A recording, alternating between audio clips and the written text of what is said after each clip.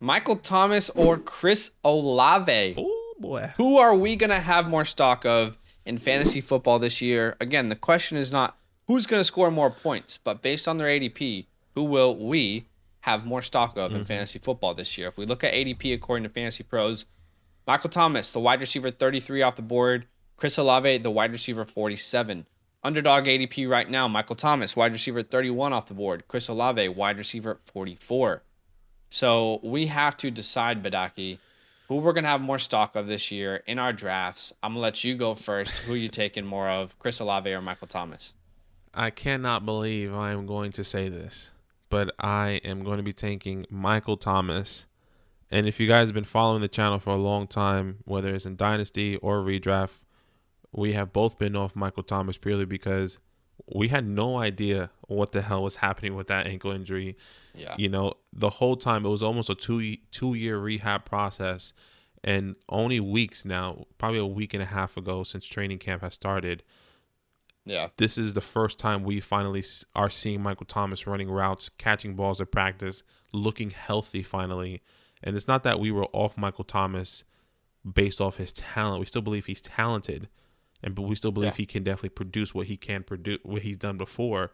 We were just so scared on that nearly 2 year rehab process. Like 1 year, cool. Take the year, take your time. Just doesn't feel right, does it? It didn't feel right. So now looking at this, looking what's in front of me, I'm happy to take a chance on Michael Thomas. And keep in mind, this is a high risk. There's no doubt about it. This is a high risk situation. And I'm only taking him because according to this, wide receiver 35 in best ball, wide receiver 36 in redraft. Wide receiver 35 in best ball. 31 in best ball, excuse me. And then wide receiver 33 in, according to Comedian, in Fantasy Pros. Right. If we really look at that, and especially in our mock drafts, he's been falling as the wide receiver 3 on some teams, sometimes the wide receiver 4. Yeah. And I think if that price stays still and getting him as your wide receiver 3 and taking that chance at Michael Thomas, depending on how your league is set up, you know, if you have 2 wide receivers, maybe 2 flex or 1 flex, I'm happy to take a chance on Michael Thomas in that position. If it starts to go up, I think I want to hold off a little bit because you can definitely get Chris Olave at a much, much cheaper price. Another thing is that I want to say, let's remember who he was, right? I mean, it was only 2019 he finished wide receiver 1. He was the wide receiver 1 in 2019 after that injury. It also was a little bit different because he did have Drew Brees. Now he's playing with Jameis Winston, which is also a lot different, but let's not forget that he's also produced 2 top 10 wide receiver finishes in his career as well with Mike Evans and Chris Godwin. 2018, Mike Evans, wide receiver 9, Chris Godwin, 2019, the wide receiver 2, right behind Michael Thomas. Why can't Michael Thomas still do that with Jameis Winston? Why can't Jameis Winston do that with Michael Thomas? Some would say arguably more talented than the wide receivers that Jameis Winston had in 2018 and 2019. Michael Thomas is a slant king. Arguably, some people would say. I think some people can have the argument. Right.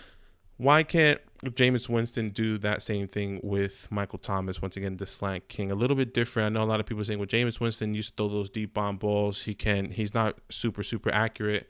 But I do believe in the past 2 years, that's what he was working on. This is a completely different offense. He's going to have to target Michael Thomas. He's going to have to target Chris Olave as well. Once again, this is a high risk, high reward, hopefully, or high risk, no reward at all. But I'm only taking Michael Thomas if the price is the wide receiver 3. Once he hits the wide receiver 2, I think that's where I'm a little bit shaky. But I don't think people are going to. I don't think he's going to continue to rise. I feel like round 6 right now, round 5 feels really comfortable depending on how your structure is. According to our mock drafts, middle of the 6th round he's going. So I'm happy to take a chance on Michael Thomas. But I also love Chris Olave as well. Not saying that's the wrong answer. I love Chris Olave and the price is fantastic for Chris Olave. But high risk, high reward. Sure. So, okay. I do see this one differently. That's good. I am taking Chris Olave, so this will be a good conversation point. Mm-hmm. I do agree with the sentiment that I think Michael Thomas is going to continually, I think he's a better pick now. Like, he feels safer. You can see the upside. I actually have him ranked higher than the ADP currently suggests. Mm-hmm. He's my wide receiver 28 in redraft. Olave is my wide receiver 39. I think Michael Thomas can be good, but there's some things that I'm going to say that might be counter to what you had mentioned. Sure. And I just want to kind of put my perspective out there. I've said this from day one, ever since the Saints drafted Chris Olave. What did I say? I love it. I love the fit. I think Michael Thomas, Chris Olave, I think they complement each other really, really well. Defenses on a weekly basis are not going to be sure who to prioritize because, yes, Michael Thomas is an incredible talent, but a lot of you might not realize just how good Chris Olave is as a route runner. And I think that's going to put defenses in some really tough positions. But the biggest factor for me here is where I have to draft each of them. And I'm on the opposite side here where I do think that the ADP will continually rise. Mm-hmm. Right now, you're seeing Michael Thomas in the 6th, round. I think that's going to change because you're talking about a player who is polarizing, a polarizing name like Michael Thomas. He's healthy. You kidding me? He's healthy? Oh my God. I just feel like the ADP will rise. And even right now, where he's going currently, players like Allen Robinson, according to Fantasy Pros, are there. Adam Thielen, Dak, Tom Brady, Darnell Mooney. Like, these are some guys that I don't really lean Michael Thomas. Not that I don't think Michael Thomas can outproduce them, but it's not like I have a strong stance on him. But then I look at players going around Chris Olave in the 10th round. There's really not anyone there that I want over Chris Olave. You got Mike Gesicki, Russell Gage, which now looks a little bit more murky, Alexander Madison, Ronald Jones, who I do like, but I'm still going Olave, Claypool, Alan Lazard, which that one's a little bit interesting. Mm-hmm. But like I said, I do think Michael Thomas is ADP. I personally do anticipate it rising. I don't see that happening for Chris Olave. A rookie people are unsure of. There hasn't been as much talk about him. You know, Michael Thomas, everything is about, oh my God, he's healthy. He's back. He's a polarizing name, and he's one of those rare wide receivers who has finished as the wide receiver one. Yeah. That is rare, and that's something that people want to chase that upside. And again, this is not to downplay Michael Thomas, but I just want to remind people how and why he finished as the wide receiver one in 2019 and how that's completely different to where we currently are. In 2019, he led the NFL in targets with 185. That's 11.5 targets per game, more than what Cooper Kupp averaged this year. Yeah. He will not have that same target share again this year. That's just not going to happen. By the way, in 2019, he had absolutely zero competition for those targets. He had 149 receptions. Okay. The second closest wide receiver in receptions was Ted Ginn with 30. You heard that right. 30. All right. 3-0. Like you said, Drew Brees was his quarterback, one of the most accurate and consistent quarterbacks that we've seen in the NFL. Now you go to Jameis Winston, and you're right. He is a different quarterback. He's not going to be catastrophic for Michael Thomas, but that kind of mind meld that certain quarterbacks and wide receivers have, like what Drew Brees and Michael Thomas had, you don't replicate that. That is a rare thing to have. By the way, in 2019, the Saints were a top 5 scoring offense in the NFL. Last year, they were 19th in points per game.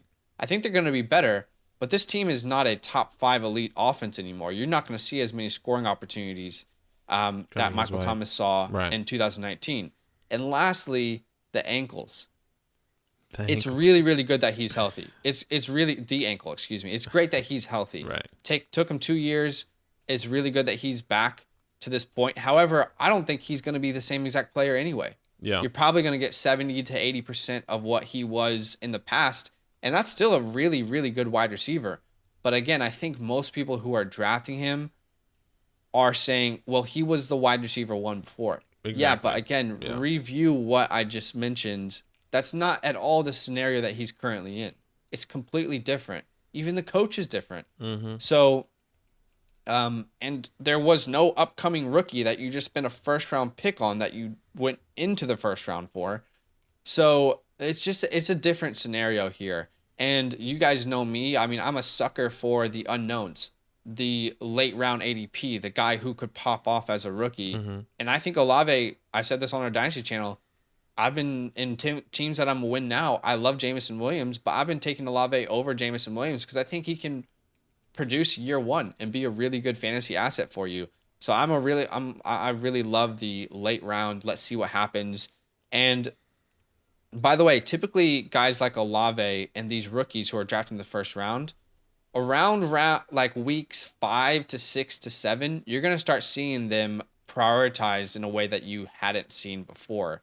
Think Amon-Ra St. Brown last year. Wasn't even drafted as a first-round pick, but you start to prioritize these guys that you see a future in. So I think Michael Thomas is going to be good. But again, part of my take as well is that I don't think that ADP holds up. We're still a couple weeks out from people really doing drafts, like real drafts. Yeah.